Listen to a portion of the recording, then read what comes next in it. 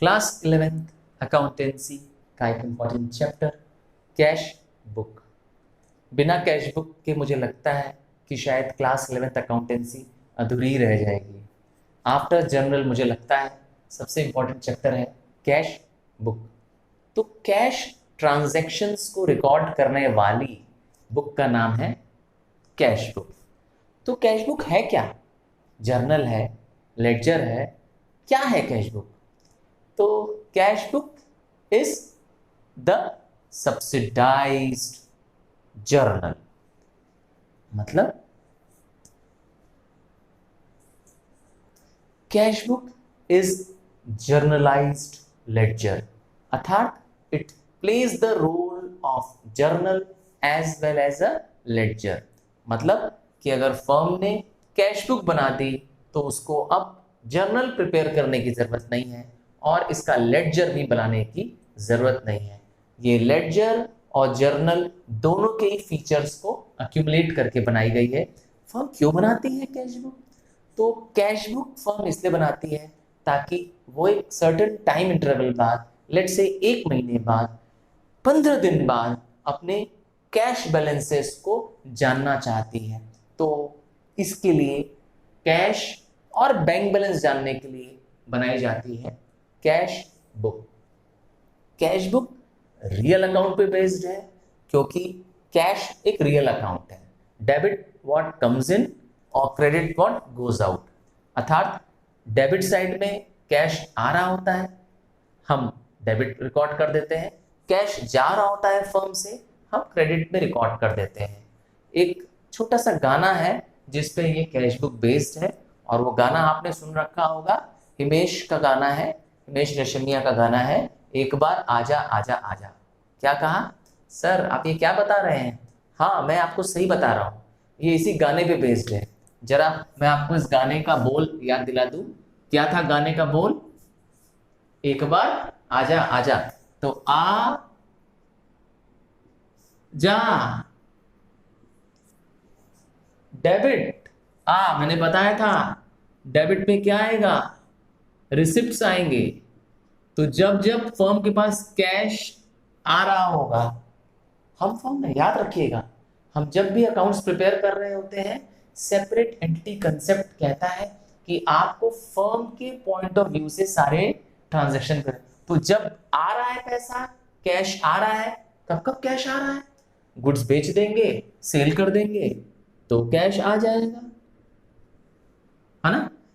अगर डिविडेंड या interest receive हुआ हो, हमको ब्याज कहीं से मिल गया हो, तो पैसा आ रहा है कैश में, है ना। कोई मशीनरी, कोई प्लांट जो पुराना बचा था, मैंने ओल्ड मशीनरी थी उसको बेच दी तो फिर पैसा आ गया मेरे पास। तो जब जब पैसा क्या हो रहा है, आ रहा है मेरे पास, तो हम रिकॉर्ड कर देंगे। इसीलिए मैंने कहा था एक छोटे से गाने पे बेस्ड है, एक बार आ जा। तो आ डेबिट है और जा क्रेडिट है। क्यों आ लिखने डेबिट में? क्योंकि मैंने कहा कैश बुक रियल अकाउंट पे बेस्ड है। रियल अकाउंट क्या कहता है? डेबिट व्हाट कम्स इन, तो आ हो गया। और क्रेडिट में क्या हो जाता है? Goes out. मैं ये पूरा फॉर्मेट नहीं बना रहा हूं, बस सिंपल समझाने के लिए कि कैश बुक कैसे बनती है आपको दिखाने के लिए। तो क्रेडिट साइड में आपको क्या मिलेगा? पेमेंट मिलेगा। ये पूरा फुल फॉर्मेट नहीं है, बस कंसेप्ट को क्लियर करने के लिए आपके। तो क्रेडिट साइड में सारे पेमेंट्स हो जाएंगे। पेमेंट में पैसा आता है कि जाता है?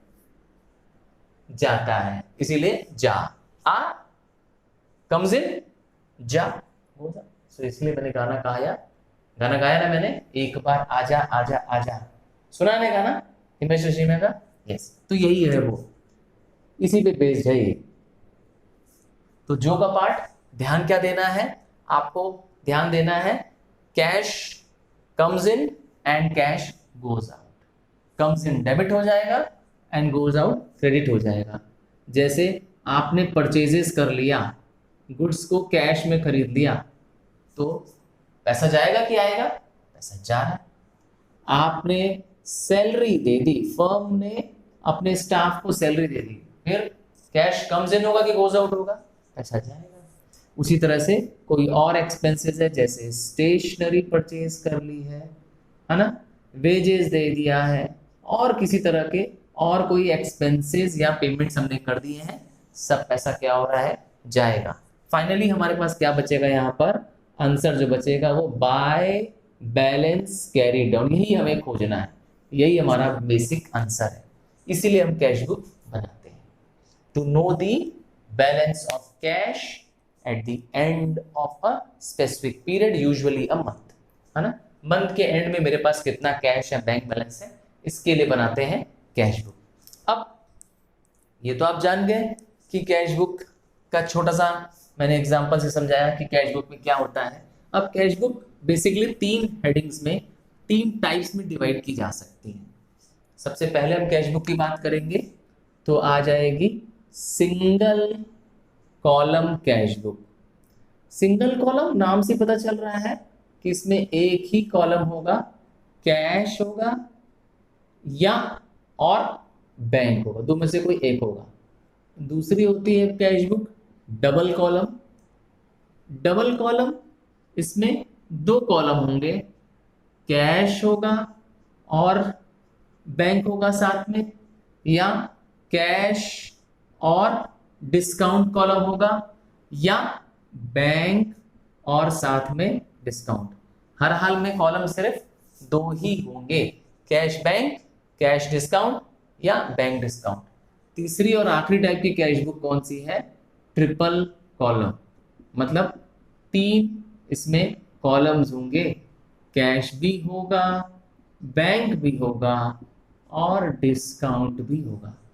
डेबिट में रिकॉर्ड करते हैं डिस्काउंट अलाउड क्योंकि आपके लिए एक्सपेंस है, और क्रेडिट में रिकॉर्ड करते हैं डिस्काउंट रिसीव्ड क्योंकि आपके लिए इनकम है। याद रखिएगा डिस्काउंट की सिर्फ टोटलिंग करते हैं, बैलेंसिंग नहीं करते हैं, अर्थात डिफरेंस नहीं करते हैं। डेबिट में से क्रेडिट को माइनस या क्रेडिट से टोटल से डेबिट को माइनस नहीं करते हैं, इसीलिए सिर्फ टोटलिंग कर देते हैं डिस्काउंट कॉलम की। क्लियर है, समझ में आ रहा है? तो लाइक बटन प्रेस करना, अगर चैनल को सब्सक्राइब नहीं किया है तो चैनल जरूर सब्सक्राइब करना। डबल कॉलम कैश बुक समझते हैं। फॉर्मेट मैंने कंप्लीट नहीं बनाया है, डेट का कॉलम, लेडजर फोलियो, है ना। आप फॉर्मेट जानते हैं, just to save the place, है ना, ताकि मेरे पास जगह रहे आपको लिखने और समझाने के लिए, इसीलिए मैंने फॉर्मेट पूरा कंप्लीटली नहीं बनाया। डेबिट साइड आप जानते ही हैं, रिसिप्ट साइड होता है। तो जब जब कैश या बैंक बैलेंस हमारा बढ़ेगा, इंक्रीज होगा, अर्थात पैसा आएगा इन बैलेंसेज में, तो हम क्या करेंगे, ऐड करेंगे, डेबिट साइड लिखेंगे। और जब जब हम पेमेंट करेंगे, हमारे कैश कम हो जाएंगे बिजनेस के, या हमारा बैंक बैलेंस कम हो जाएगा बिजनेस का, तो हम यस पेमेंट साइड लिखेंगे, क्रेडिट साइड लिखेंगे, है ना। एक बार मैंने बताया था कि आपको एक गाना याद रखना पड़ेगा, और वो गाना हो था, याद है गाना, एक बार आ जा। तो डेबिट में क्या हो जाएगा, आ, और क्रेडिट में हो जाएगा जा। तो एक बार आजा आजा आजा, याद है ना आपको। तो डेबिट में बस याद कराने के लिए आपको ऐसे बता रहे हैं, डेबिट में क्या हो जाएगा, रिसिप्ट्स हो जाएगा, और क्रेडिट में क्या हो जाएगा, पेमेंट्स हो जाएगा। ध्यान ये देना है कि जब भी आप रिसिप्ट करते हो, अगर स्पेसिफिकली नहीं लिखा है कैश रिसिप्ट है, तब भी आप उसको कैश में लिखोगे। हाँ, लिखा है सोल्ड गुड्स फॉर ₹10,000, अब स्पेसिफिक नहीं है कि चेक मिल रहा है कि नहीं मिल रहा है, तब भी आप क्या करेंगे, डेबिट साइड में क्या लिखेंगे, टू सेल्स अकाउंट, और पैसा कैश कॉलम में रिसिप्ट कर लेंगे, आपका कैश बैलेंस बढ़ जाएगा। क्यों? क्योंकि आपने गुड्स बेचे हैं तो पैसा कैश आ रहा है। अगर क्लियरली लिखता है कि पैसा चेक के थ्रू मिल रहा है, sold goods and received a cheque, clear, तब आपको क्या करना पड़ेगा, यस, अब 4 कंडीशंस को आपको ध्यान देना पड़ेगा जब आपको चेक मिलने वाला होगा। यस, चेक मिलने पे आपके साथ 4 में से कोई ना कोई एक कंडीशन जरूर आएगी, आइए उसको समझते हैं। चेक रिसीव हुआ तो इनमें से कुछ ना कुछ होगा। यस, चेक रिसीव्ड होने पर इन 4 में से कोई ना कोई एक कंडीशन जरूर होगी। पहली कंडीशन में लिखता हूं, चेक रिसीव हो गया होगा तो उसमें स्पेसिफिकली लिख देगा चेक रिसीव्ड, पहला condition, and deposited the same day, and deposited same day. मान लीजिए कि we have received cheque from the sale of goods and cheque is deposited same day. आज है लेट्स से 8 जुलाई, तो आज ही हमने जाके पैसा बैंक में जमा कर दिया। तब आप क्या करेंगे, तब आप सीधे पैसा क्या करेंगे, to sales, for example sale से पैसा रिसीव हुआ है, आप पैसा सीधे बैंक कॉलम में दिखा देंगे कि आ गया है, क्योंकि क्या लिखा है, एंड डिपॉजिटेड सेम डे। तो जब आप सेम डे पैसा जमा कर दोगे आपका बैंक बैलेंस बढ़ जाएगा। सेकंड, अगर आपको चेक रिसीव हुआ हो, हाँ ये थोड़ा सा मैं क्लियर कर देता हूं, हाँ अगर आपको चेक रिसीव हुआ हो, फर्म को चेक मिला है और cheque is deposited another day. Yes, another day का मतलब ये नहीं कि अगला दिन कल ही, अब अनदर डे मतलब होता है नॉट द सेम डे। आज है 8 जुलाई और आज मुझे चेक मिला है गोपाल से, ठीक है, मैंने गोपाल को से पैसे लेने थे और गोपाल ने मुझे चेक के थ्रू पैसा दे दिया।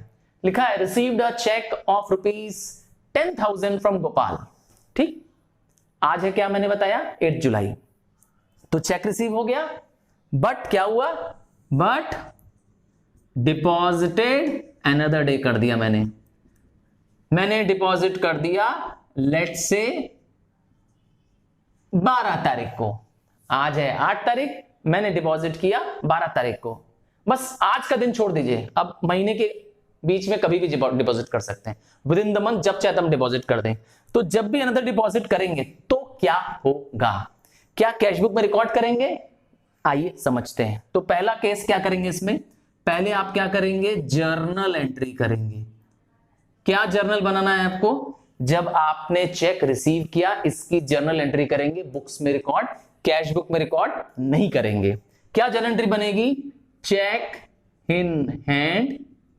चेक इन हैंड डेबिट, क्यों, चेक इन हैंड आपका एक असेट होता है, cheque is as good as asset, cheque is as good as cash, है ना। वो 5-10 हजार का चेक नहीं है, वो 10 हजार का नोट के बराबर है। क्लियर, तो 10 हजार का आप लिखेंगे डेबिट और टू जिससे मिला, लेट से मेरे एग्जांपल में गोपाल से मिला है तो टू गोपाल, अमाउंट आप लिख देंगे जो अमाउंट क्वेश्चन में दिया है।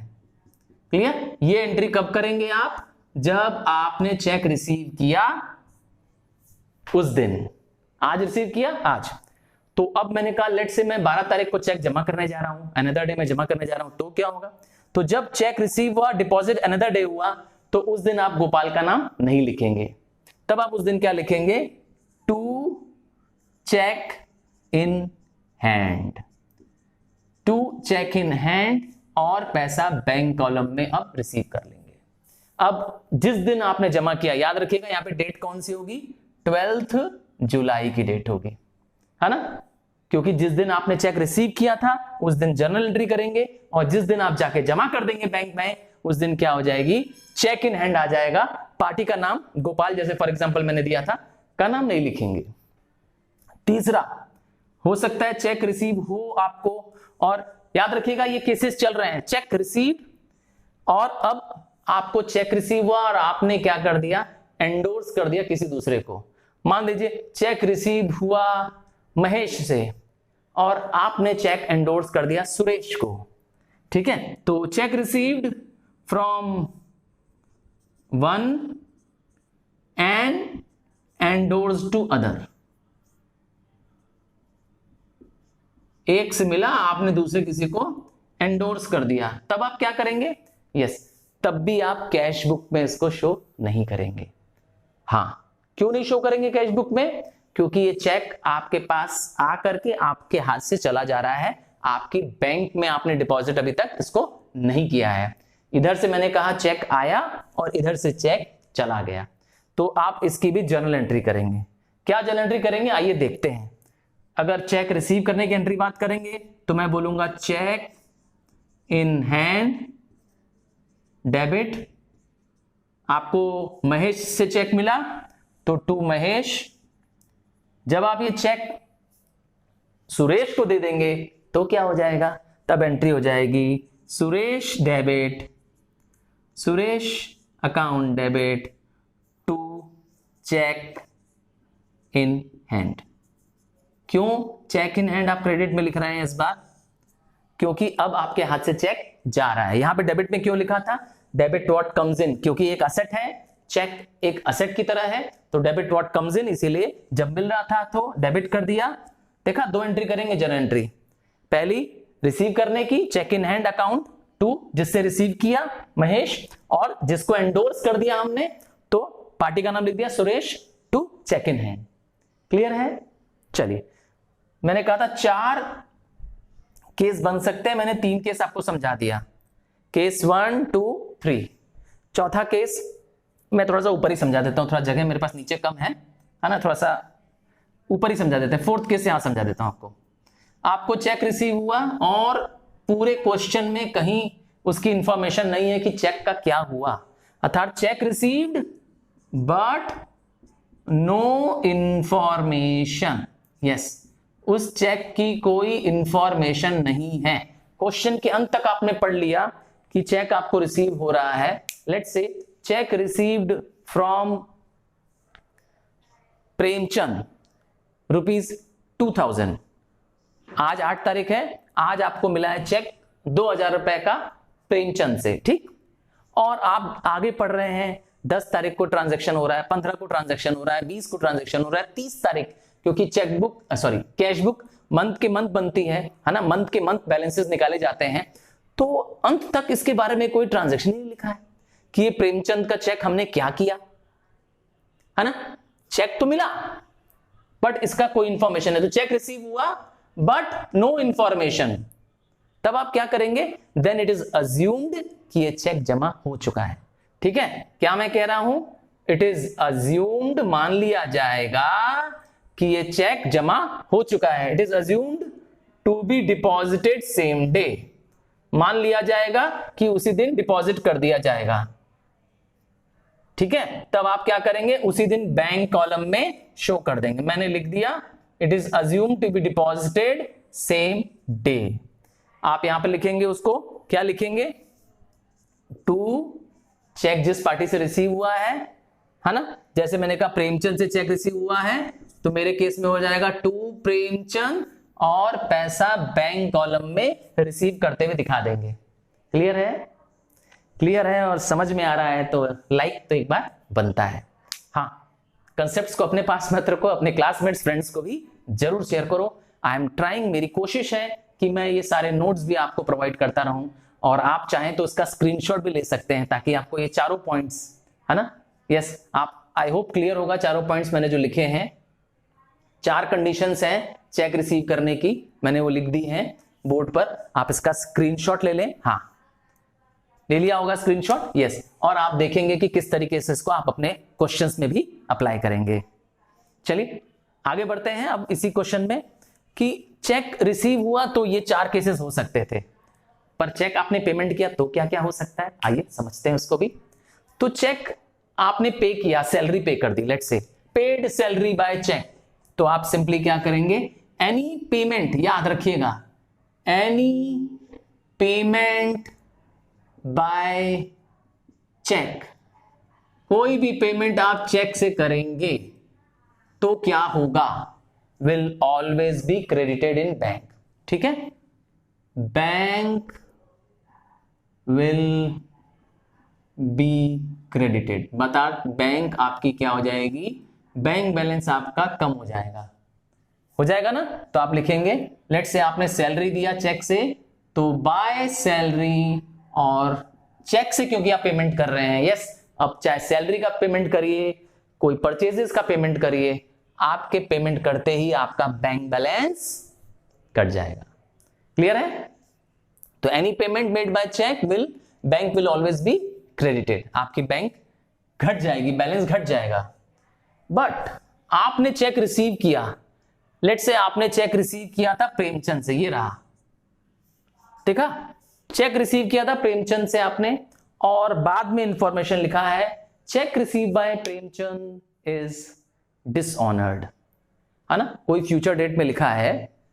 लेट्स से 8 को आपने चेक रिसीव किया था और 12 तारीख को आपको बैंक से इंफॉर्मेशन आई, यस, एक नोटिस आई that the Premchand cheque is dishonoured. Dishonoured तो जानते ही हैं, डिसऑनर मतलब कैंसिल हो जाना, बाउंस हो जाना। इसका मतलब है कि अब आपका ये बैंक बैलेंस क्या हो जाएगा, कम हो जाएगा।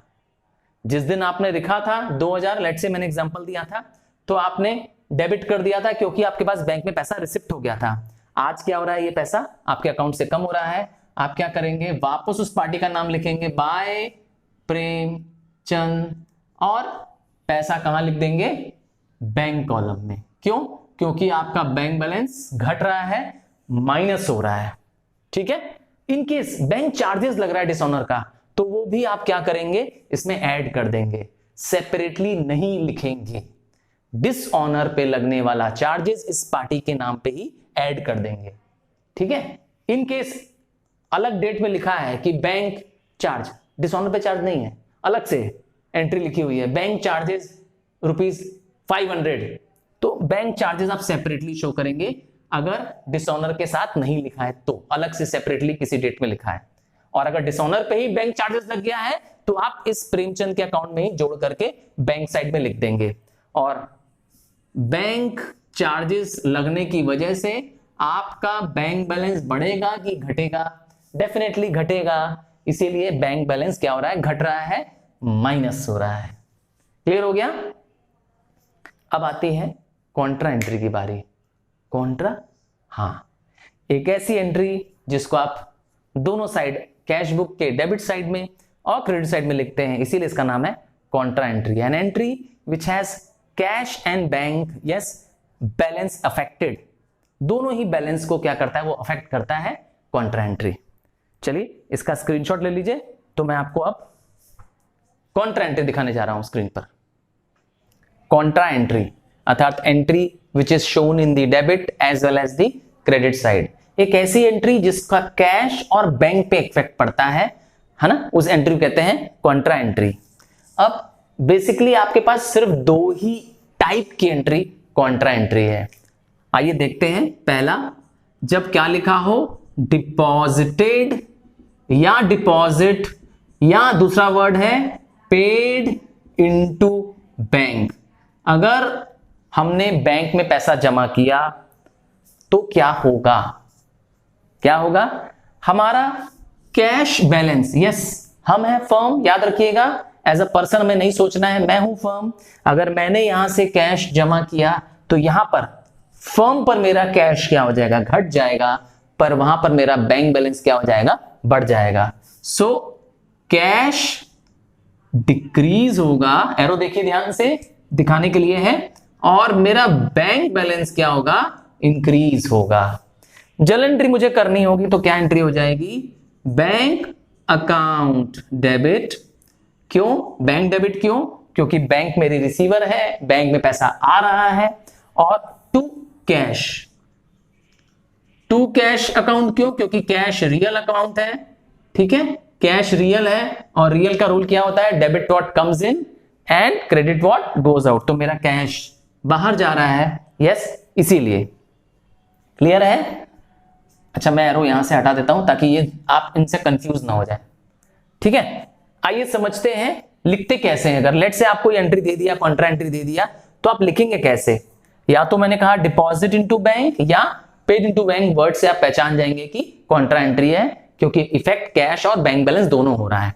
तो आप पहले क्या करेंगे, यस बैंक में पैसा आ रहा है, यस ये डेबिट क्या होता है, आ रहा है पैसा, यस बढ़ रहा है पैसा, बैंक में बैलेंस बढ़ रहा है तो कैश से पैसा जा रहा है। ठीक है, तो पहले क्या कर दिया मैंने, डिपॉजिट या पेड इनटू बैंक जैसे ही करना था तो मैंने बैंक में पैसा दिखा दिया, आ गया तो बैंक में वो अमाउंट लिख दिया, वही सेम अमाउंट कैश बुक में भी लिख दिया और क्रेडिट साइड लिख दिया, और यहां पे लिख दिया छोटा सा सी, ताकि कॉन्ट्रा की यस पहचान हो जाए। जो वाउचर नंबर का कॉलम होता है आप उसमें सी लिख देंगे ताकि कॉन्ट्रा की पहचान हो जाए। अब क्योंकि पैसा बैंक में लिखा है तब आप यहां लिखेंगे टू कैश, और यहां पर पैसा लिखा है कैश कॉलम में, आप लिखेंगे बाय बैंक। क्या हो गया, देखा आपने, ध्यान दिया इसमें, टू कैश पैसा बैंक कॉलम में और बाय बैंक पैसा कैश कॉलम में। सिंपल है। अब विड्रू कर देंगे अगर पैसा आप, तो क्या होगा, अगर हमने फर्म ने पैसा विड्रू कर लिया बैंक से तो क्या होगा। सो अगर विड्रू वर्ड आ जाए, विड्रू, विड्रॉल, ठीक है, दोनों वर्ड अलाउड है, विथड्रू, विड्रॉल फ्रॉम बैंक। हाँ, इसके आगे अगर वर्ड लिखा हो withdrawal from bank for office use, keyword है याद रखिएगा, फॉर ऑफिस यूज तो अलाउड है, पर इसके आगे लिखा हो withdrawal from bank for paying salary, withdrawal from bank for payment of purchases, तो कॉन्ट्रा एंट्री नहीं है। यहां तक भी अलाउड है, ठीक है। विड्रॉल सिर्फ लिखा हो तो भी कॉन्ट्रा एंट्री है, विड्रू फ्रॉम बैंक लिखा हो तो भी कॉन्ट्रा एंट्री है, और विड्रू या withdrawal from bank for office use तक लिखा हो तो भी कॉन्ट्रा एंट्री है। बट इसके अलावा कोई दूसरा टर्म ना लिखा हो, जैसे withdrawal for bank for paying salary, वो कॉन्ट्रा एंट्री नहीं है। तो क्या हो रहा है, बैंक से पैसा मैंने निकाला है, ऑब्वियस बात है मेरे पास कैश अब आ रहा है, हाँ मेरे पास, मैं हूं फर्म, मेरे पास कैश आ रहा है, यस कैश क्या हो रहा है, आ रहा है, पर बैंक बैलेंस मेरा क्या हो रहा है, कम हो रहा है, बैंक से पैसा जा रहा है, ठीक है। जो बात मैंने भी कही वो अभी हम लोग यहां पे करके देखेंगे। तो इस बार क्या हो जाएगा, कैश अकाउंट डेबिट। क्यों कैश अकाउंट डेबिट कर रहे हैं, क्योंकि debit what comes in, cash आया फर्म के पास, और टू बैंक, टू बैंक क्यों, क्योंकि बैंक एक पर्सन की तरह होती है ना, बैंक एक पर्सनल अकाउंट है, और क्रेडिट द गिवर, बैंक से पैसा आ रहा है, और मेरी आसान भाषा में मैंने कहा बैंक से पैसा जा रहा है तो पैसा पहले बैंक कॉलम में लिख देना चाहिए। देख रहे हैं, पहले आप अमाउंट लिख रहे हैं, बाद में आप ट्रांजैक्शन को लिख रहे हैं, तो बैंक के सामने आपने लिख दिया अमाउंट और यहां पे कैश में लिख दिया अमाउंट। क्यों बैंक में लिखा, क्योंकि बैंक से पैसा क्या हो रहा है, जा रहा है, आपका बैंक बैलेंस कम हो रहा है। जब आप विड्रॉल करोगे, पैसा बैंक से निकालोगे तो आपका बैंक बैलेंस कम हो जाएगा, बैंक से पहले सा पेमेंट हो जाएगा, चला जाएगा, तो इसीलिए आपने पहले बैंक में लिखा। और पैसा कहां आएगा, अगर वहां जाएगा तो कहीं ना कहीं आएगा ही आएगा, वापस में तो बैंक पे तो आ नहीं सकता, कैश में मेरे पास आ रहा है इसीलिए कैश में लिख दिया, ठीक है। तो वहां से निकला और मेरे पास आ गया, कॉन्ट्रा एंट्री हो गई। बताया था ना, एक ऐसी एंट्री है जो डेबिट और क्रेडिट दोनों साइड में इफेक्ट डालती है, एक तरफ कैश तो एक तरफ बैंक, या उल्टा एक तरफ बैंक तो एक तरफ कैश। तो वहां से निकला पैसा और मेरे पास आ गया, पर यहां पे क्या लिखेंगे, छोटा सा सी लिख देंगे ताकि ये पहचान सकेंगे कॉन्ट्रा एंट्री है वाउचर नंबर की एंट्री कॉलम में। और क्योंकि पैसा कैश के सामने लिखा है यहां पर आपने, क्योंकि पैसा कैश में आ रहा है, पर आप यहां क्या लिखोगे, टू बैंक। ऐसा क्यों, टू बैंक क्यों, क्योंकि लेडजर का रूल भी फॉलो होता है, cash book is a generalised ledger, है ना, अर्थात जनरल और लेडजर दोनों का रोल प्ले करती है कैश बुक, इसीलिए आप ऐसा करेंगे। क्लियर है, चलो यहां क्या लिखोगे, यस पैसा बैंक कॉलम में लिखा है तो आप क्या लिखोगे, बाय कैश, बाय कैश, और पैसा आप बैंक कॉलम लिख देंगे। अब मुझे मालूम है कि आपको कंसेप्ट क्लियर हो गया है, क्रिस्टल क्लियर हो गया है। नहीं क्लियर हुआ है तो पॉज करो और क्या करो, यस नोटबुक साथ में लेके बैठो और खुद क्या करो, यस मेरे साथ साथ ऐसे लगाओ। I am sure, I am telling you, nobody can stop you from getting full marks in cash book.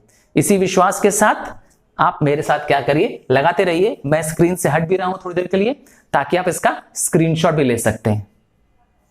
Screenshot ले लेंगे तो आपके पास क्या हो जाएगा, यस ये प्रिजर्व हो जाएगा।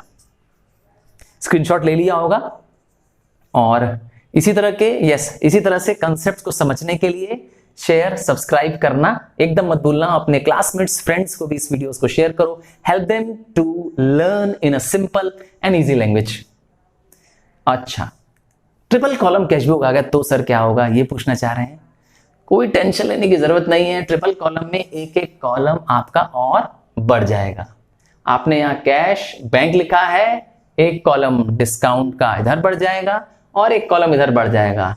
रिसिप्ट साइड में, डेबिट साइड में डिस्काउंट अलाउड हो जाएगा, क्योंकि डेबिट में आप डिस्काउंट दे रहे हो इसीलिए आपके लिए एक्सपेंस है, और जबकि क्रेडिट साइड में क्या हो जाएगा, डिस्काउंट अलाउड हो जाएगा। आपको डिस्काउंट के सिर्फ क्या करना है, अमाउंट लिखने हैं और टोटल करके छोड़ देना है। डिस्काउंट का बैलेंसिंग नहीं करते हैं, जबकि कैश और बैंक की बैलेंसिंग एज यूजुअल जो हम करते हैं वैसे करेंगे।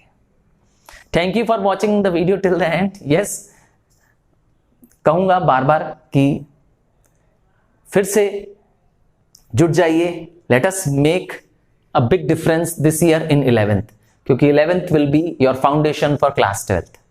Thank you once again. Bye. See you in another video.